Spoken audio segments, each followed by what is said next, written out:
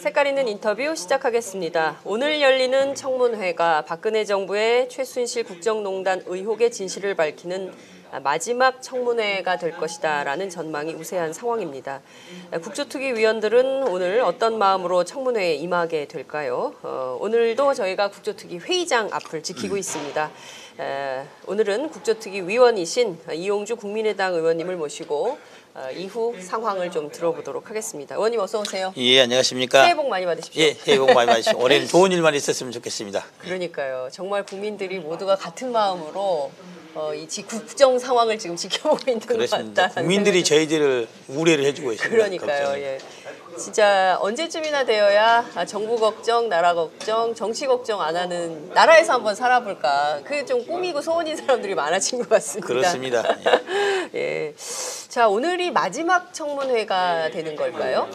예, 작년 11월 17일부터 시작해서 지금 올 이번 달 15일까지 60일 을 1차 기한을 했고 30일 연장할 수가 있게 되어 있는데 그 부분은 본회의 의결을 거쳐서 야만이 할 수 있게 된 상태입니다. 현재로서는 연장할지 여부에 대해서 명확히 되지 않은 상태에서 오늘 7차 청문회를 하게 됐습니다. 그래서 본회의 의결을 통한 연장 여부에 대해서는 조만간 다른 또 의사 결정이 있을 것으로 보고 만약에 연장이 안 된다고 한다면은 오늘 7차 청문회가 사실상 마지막 청문회가 될 가능성도 있다 이렇게 말씀드리겠습니다. 그렇군요. 지금 국조특위 위원들께서는 이거 60일로 부족하다, 30일 기한 연장을 해야 된다. 이런 말씀을 하시고 계신 것 같습니다. 그렇습니다. 저희들이 특검법에 나와 있는 내용 그리고 우리가 국정조사를 할 때 앞으로 살펴봐야 될 것들을 14가지, 15가지 정도로 쭉 했지 않습니까? 그래서 사실상 15가지 의혹들 전체를 다 저희들이 다 제대로 살펴봤다 말하기는 좀 어려운 상태이죠. 60일이라는 것이 어떻게 보면 길다면 길 수도 있지만은 15가지 그렇게 이런 중대한 사안을 파헤치기에는 약간 더 시간이 좀 짧지 않았나라는 그런 생각을 해봅니다. 그렇군요.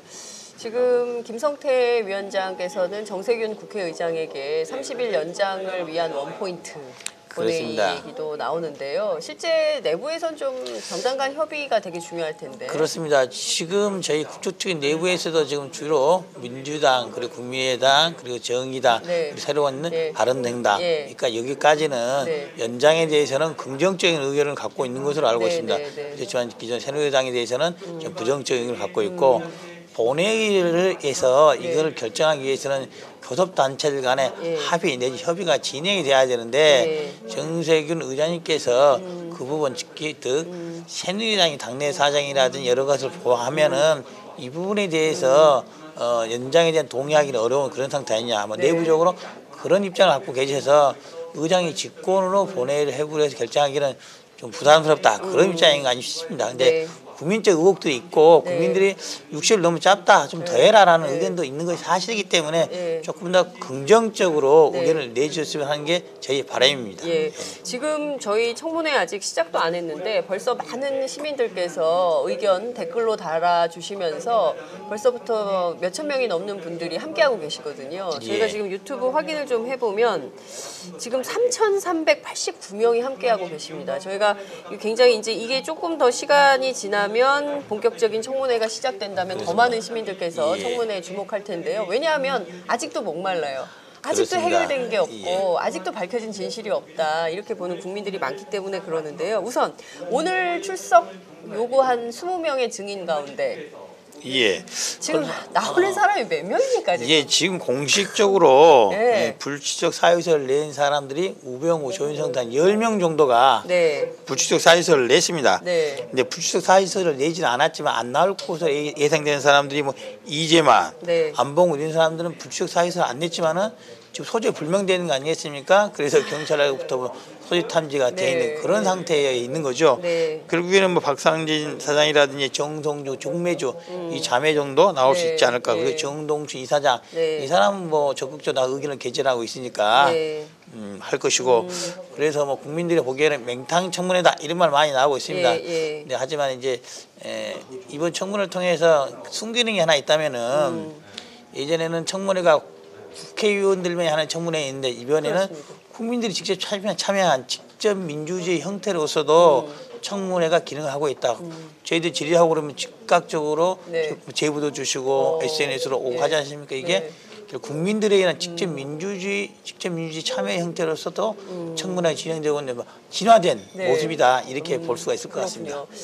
지금 한 4명밖에는 안 나올 걸로 보이는데 또 증인석이 썰렁한 청문회가 될 것 같다는 생각이 좀 드는데 그래도 이 4명을 놓고 또 진실관계, 사실관계를 다투다 보면 그렇죠. 또 새로운 사실들이 확인될 수 있는 지금 또 기존에 나왔던 분들이 많기 때문에 이 전략은 좀 크로스 체킹에 있다 이렇게 볼 수도 있겠네요. 그렇지 않겠습니까? 예. 먼저 이제 오늘 새로 나올 사람 중에서는 가장 이제 눈길을 끄는 게 정성주, 정매주 자매가 있지 않습니까? 이분들도 아직까지는 안 나온다는 말이 없고 느낌으로서 나와서 적극적으로 그날 무슨 일이 있었다.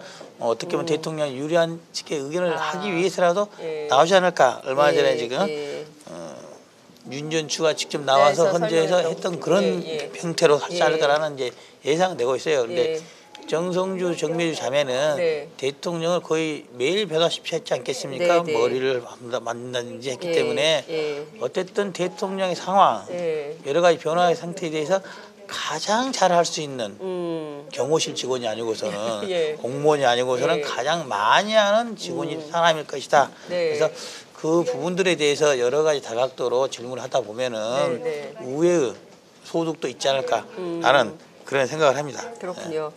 정성주, 정매주 두 자매 헤어 디자이너와 메이크업 아티스트의 두 사람이 박근혜 대통령의 근황, 특히 이제 세월호 7시간과 관련해서 그날 당일의 행적에 대해서 어떤 진술을 할지 저희가 지켜보도록 하고요.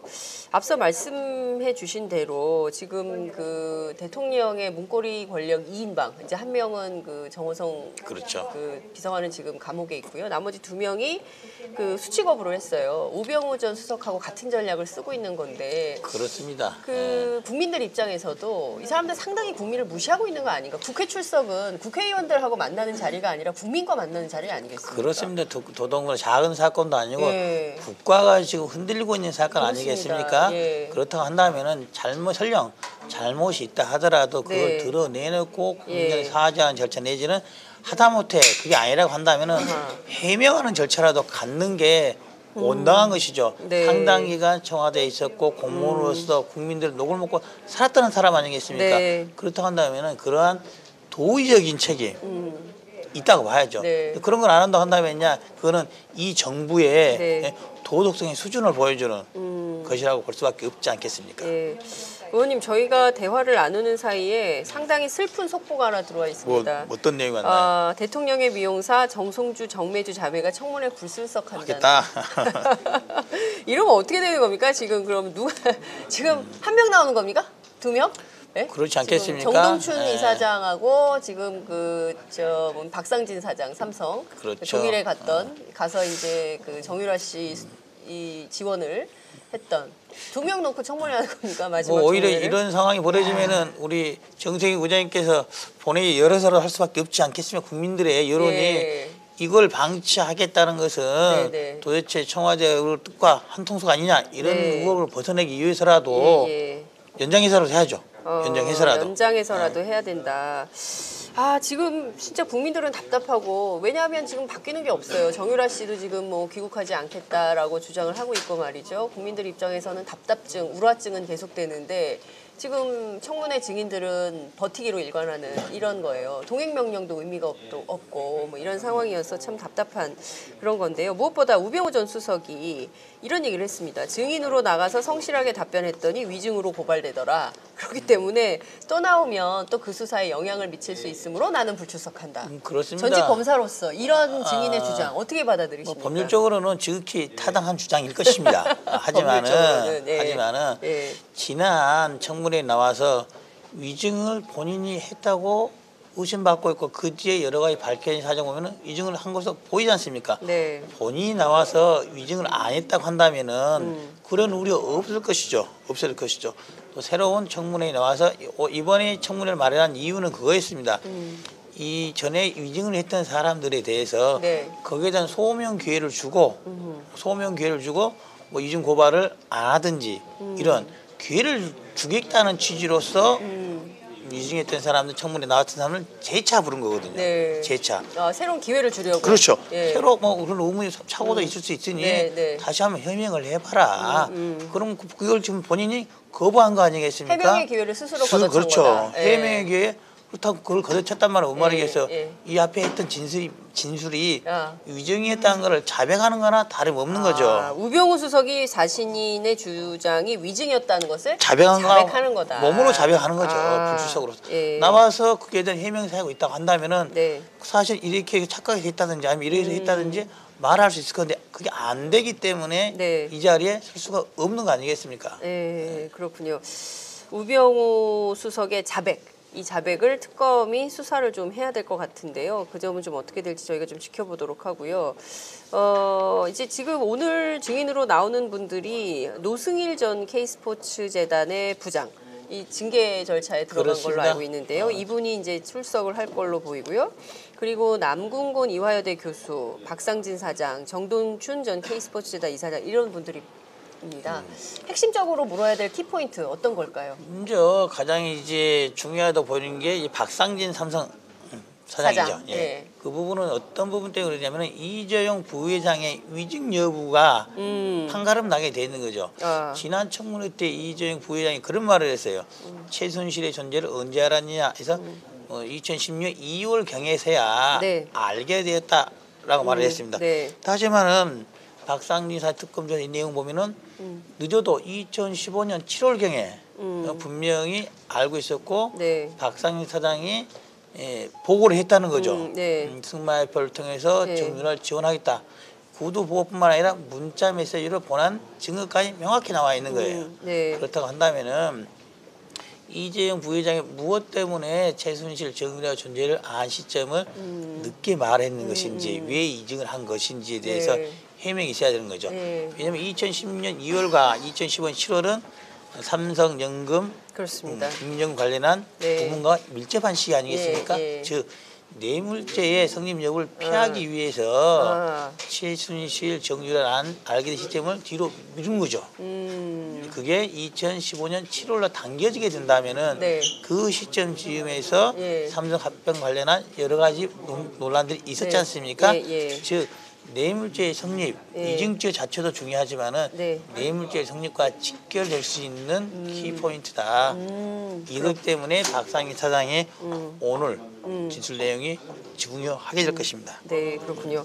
그 삼성의 전략이 바뀌었다. 그러니까 이를테면 그동안에는 모르쇠로 일관을 했지만 더 이상 이재용 부회장이 최순실을 몰랐다라고 부인하기 어려운 증거들이 속속 나오고 있기 때문에 어쩔 수 없이 우리는 돈을 달라고 해서 대통령의 요구로 돈을 줄 수밖에 없었다. 일종의 피해자 모드로 전환을 했다라는 언론의 분석 보도들이 나오고 있습니다. 그 부분이 저는 100% 거짓이라고 보지는 않아요. 모든 것이 피해자의 측면도 있을 것이지만은 피해자의 측면보다는 뇌물의 수혜자의 측면이 더 크다. 더 크다. 예를 들면 피해자 퍼센트로 따진다고 한다면은 강요 천하에서 삼성을 강요할 사람 누가 있겠습니까? 설령 또 대통령이 더 높아서 한다 치면은 그러한 퍼센트는 10%, 20% 불과할 것이고 적극적인 자기 사업상의 이익을 위해서 한 부분이 8, 90%는 될 것이다. 한마디로 삼성 제일미해주가 삼성물산 합병 관련해서 개인적으로 그 일가 얻은 이익이 거의 6조 원에 달하고 있다고 평가해요. 6조 원. 그렇습니다. 6조 원인 거죠. 6조 원을 얻기 위해서 몇백억, 몇천억을 뿌린 거라고 보는 것이 훨씬 더 적합한 거죠. 어떻게 보면 삼성 주장 액면 그대로 받아들여야 한다면 청와대 2천억 뜯은 거겠지만은 5조 8천억은 얻은 거다. 5조 8천억 5조 8천억 얻은 거다. 남는 장사네요. 그렇죠. 2천억 뜯기고 5조 8천억 얻었다 한다면은 이걸 단순한 피해자라고 볼 수가 있겠습니까? 피해자 아니죠. 이거는 상당히 이익을 얻은 장사다. 이렇게 볼 수가 있는 거죠. 자, 그래서 많은 사람들이 궁금해하는 것이 이재용 씨가 사법 처리가 될 거냐, 구속될 거냐 이런 포인트가 있어요. 그러니까 결국 밑에 박상진, 장충기 이런 이른바 그 실무 단위에서 종결하고 본인은 문제 없는 것으로 될 것인지 아니면 이재용 자신이 처벌될 가능성이 있는지. 이재용 전직 검사 제가 보기로서는 특검에서는 구속영장을 청구를 할 수밖에 없을 것이다. 죄가 안 된다고 네. 뇌물적으로 처벌 안 한다고 모르겠으나 네. 뇌물죄로 인정을 해서 네. 기소를 염두에 둔다면은 불구속 기소는 할 수 없을 것이다. 설령 법원에서 다른 판단할지 모르겠지만은 영장 청구는 거의 100% 할 것이다. 아, 그렇군요. 오, 이재용 특검이 영장 청구 100% 한다. 아, 이런 말씀 주셨습니다. 그 말은 결국에는 네. 추후에 네. 박근혜 대통령의 임기 후에 사법 처리하고도 관련이 되어 있는 것이죠. 그렇죠. 그러면 박근혜 대통령도 사법 처리 수술을 간다면은 네. 사법 처리가 된다면은 네. 당연히 영장 청구하지 않겠습니까? 그렇군요. 구속 수사를 네. 면할 수 없을 것이다. 아, 박근혜 대통령도 구속 수사 면키 어렵다. 그렇습니다. 이재용 박근혜 둘 다 감옥 간다. 그렇다고 봐야죠. 알겠습니다. 아, 지금 굉장히 뭐 분위기가 점점 뜨거워지고 있는 이런 상황인데요. 앞서 이제 정유라 씨 말씀을 좀 드렸습니다. 원래 뭐 조건을 걸었어요. 뭐 불구속 수사 해주면 아이와 함께 있게 해주면 자기가 뭐 들어오겠다라고 했는데 자진귀국 철회했습니다. 제가 보기로는 그거는 페인트에 불과합니다. 페인트. 처음부터 그럴 생각 없었습니다. 네. 아. 박근혜 대통령이 검찰 수사를 받겠다 했다가 네. 안 하는 것처럼 특검에 협조하겠다 하다가 안 하는 것처럼 단련 행정관들 네. 마치 국회라든지 증인 보낼 것처럼 것처럼 하다가 안 한 것처럼 네. 페인팅입니다. 아. 정유라가 네. 그것에 따라서 검특검이라든지 네. 검찰이 어떤 생각을 가지고 있는지 떠보는 것 내지는 그런 걸 함으로써 뭐 후속적인 송환 절차를 지연시켜 보려는 네. 어떤 카드 나오는지 보기 위해 떠보는 거였지 정말 귀국할 생각은 저는 없었다고 봅니다. 정유라는 처음부터 귀국할 생각이 없었습니다. 없었다. 페인트 모션이다. 페인트 모션이죠. 아, 뺑기다. 그리고 뺑기진 거죠. 뺑기 쳤다. 그렇죠. 예. 만약에 청와대가 예. 청와대가 들어오려고 마음을 먹었다 친다면은 예. 그 청와대와 서로의 의사소통 없이 가능했겠습니까? 의사소통이 있어야지만 가능한 예, 것이고 예. 그렇다 한다면은 예. 청와대가 거기에 대해서 오케이 사인을 줘야 되는데 청와대 지금 하는 거 보세요. 예. 뭐 윤전추라든지 이영선 안 보내지 않습니까? 그러니까요. 가장 잘하는 사람인데 예, 세월 일곱 예. 밝히는 안 보내고 있잖아요. 예, 예. 그렇다 한다면 협조를 안 할 것이다. 뭐 지금 헌법재판소의 재판 진행 전략을 보면은 시간 끌기, 그러니까요. 핵심 논점 흐리기 예. 이런 거 아니겠어요? 예. 그렇기 때문에 문제가 되고 있는 거예요. 그렇군요. 결국에는.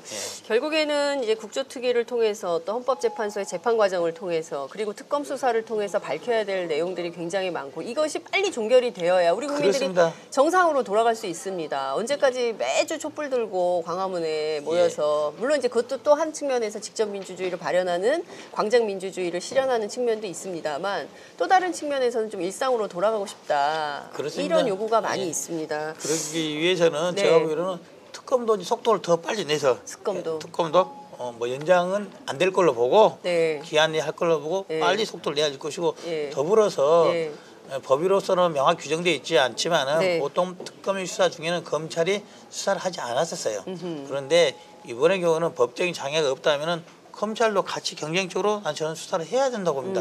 그래야지 모든 의혹이 빨리 해소되지 않겠습니까? 검찰이 손 놓고 있다. 검찰이 손 놓고 있는 검찰도 거죠. 같이 세트 플레이를 해라 그렇죠. 특검과. 특검 보내시니 예. 우리는 이제 뭐 지켜만 보겠다가 아니라 예. 예전에 검찰 수사팀에서 상당 수가 파견 갔지만은 네네. 남은 수사팀을 여러 가지 의혹들 적극적으로 나서 수사해야 되는 거죠. 나눠서 예. 빨리 종결을 시켜야 되는 것이고 예. 그래야지만이 헌법재판소에도 조속히 많은 네. 증거들을 더 빨리 보내지 않겠습니까? 결국은 이 논란은 네. 대통령이 자신이 한번 또 페인트 모션 제기했던 그러니까요. 4월달에 그만두겠다 말을 예. 했었잖아요. 예, 맞습니다. 예. 그것도 페인트겠지만은 예.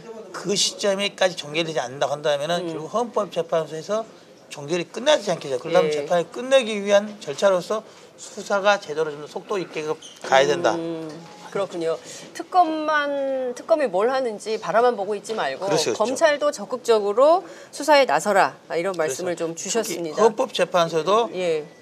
예를 들면 3월 15일이 넘어가다 본다면은 예. 헌법재판소 구성에도 큰 문제가 생기기 때문에 예. 그렇죠. 좀 더 조속히 서둘러지고 예. 대통령 측의 이런 지연 전략에 대해서 명확한 입장을 네. 정의를 해줘야 되는 거예요. 예. 더 이상 그런 태도 받아들이지 않겠다. 예. 알겠습니다. 지금 국민들의 관심이 굉장히 뜨거운 청문회. 사실상 마지막 청문회가 되면 안 될 것 같아요. 그렇습니다. 제가 보기에는 7차 청문회 정도로 정리를 하고 본회의 열어서 기간 연장해서 30일 더 해야 된다. 이런 말씀을 좀 꼭 드리고 싶은데요. 끝으로 7차 청문회에서 이것만은 밝히겠다. 지금 어떤 게 있을까요? 크게 두 가지죠. 하나는 네. 결국 삼성 뇌물 사건이 가장 큰 핵심인 것이죠. 네. 정치 권력과 재벌 권력이 유착해서 어떤 일이 벌어지는 건지 네. 볼 수 있는 그거 하나가 가장 큰 거고요. 네. 또 하나는 국정원 경찰을 통한 민간 사찰 그리고 법원 네. 검찰 수사기관을 통한 정적들을 억압한 정황들 네. 이런 부분에 대해서는 분명히 짚고 넘어가고 관련자들은 끝까지 처벌을 명확히 해야지만이 네. 추후에라도 아 저런 일 별 생각 없이 하다가는 자신이 처벌받을 수 있구나 네. 라는 것들이 관료, 공무원, 권력자들이 네. 그 밑에 같이 일하는 사람 명확히 알아야 되는 거예요. 맞습니다. 블랙리스트 문제도 매우 심각한데요. 그렇습니다. 조윤선 장관 안 나오잖아요. 안 나온 게 뭔 말이겠습니까? 네. 몸으로 자백하는 거죠. 증인 출석 못하는 사람들은 몸으로 자신의 범죄 자백하는 사실을 거죠. 자백하고 있는 자백하는 거다. 거죠. 예. 아마도 오늘도 이제 김성태 위원장님께서 예. 조윤선 장관 동명명령장 발행하지 않겠습니까? 네. 모르겠어요. 저 뭐 짧은 생각에는 현직 장관에 대해서 동명명령자가 아마 처음 발부될 것 같아서 아마도 또 그 문체부에 있는 그 집행 여부를 하기 위해서 기자들이 따라가지 않을까 싶은 생각은 듭니다. 근데 그것을 피해 다니는 장관의 모습 아니면 또 담당이 받아들고 그냥 네. 배째라식으로 그런 처벌 받을게 이렇게 하는 것이 맞는 것인지 그것도 일반 공무원이 아니라 고위 공직자 아니겠습니까? 그냥 단순한 관료가 아니라 또 정치인이잖아요. 네, 그렇죠. 그냥 행시 페이스에 올라오는 그 단순한 그렇죠. 공무원, 직업 관료가 아니라 공무원. 정치인으로 그렇습니다. 시작한 공무원이기 때문에 그런 사람들이 어떤 식으로 정치를 해야 되는 것인지 또 오늘 이후에도 정치로 활동해야 되지 않겠습니까? 1년 논란이 있을 때 피해 다니 도망 다닌다. 그런 모습으로 국민 앞에 설 수 있겠습니까? 어렵다고 봐야죠. 그렇죠. 결국에는 오늘 동명명령장 발부와 집행 과정에서 조윤선 장관이 어떻게 대응할지 그것도 하나 관전 포인트가 될 거라고 의원님 생각합니다. 저희들에게 취재 꼭지를 하나 주셨어요. 이제부터 지금 조윤선 장관 잠시 뒤에 김성태 위원장이 동행명령장을 발부하면 저희 기자들이 따라 붙어가지고 조윤선 장관이 어떻게 하는지 벌써 행적 추적을 한번 해볼 필요죠. 이미 자리를 비했을지 어쨌을지 장관실을 이미 피해가지고 아니 근데 장관은 공직자이기 때문에 지금 그렇죠. 평일 오전 시간대 어디 있는지 설명을 해야죠. 어디 있는지. 문체부에 있는 기자들 알지 않겠습니까? 그렇죠. 저희가 문체부에 있는 기자들하고 같이 한번 조윤선 장관의 행적 추적에 직접 나서도록 하겠습니다. 한번 좀 노력해 주십시오. 예, 이제 잠시 뒤에 회의가 시작되기 때문에 오늘은 여기까지 들어야 될 것 같습니다. 오늘 말씀 잘 들었습니다. 고맙습니다. 예, 감사합니다. 하루야채 주세요. 저 이거 하나 샀는데 유기농 야채가 14가지? 빛이 내린다. 14가지 유기농 야채 이것뿐일걸. 14가지 유기농 야채 하루야채.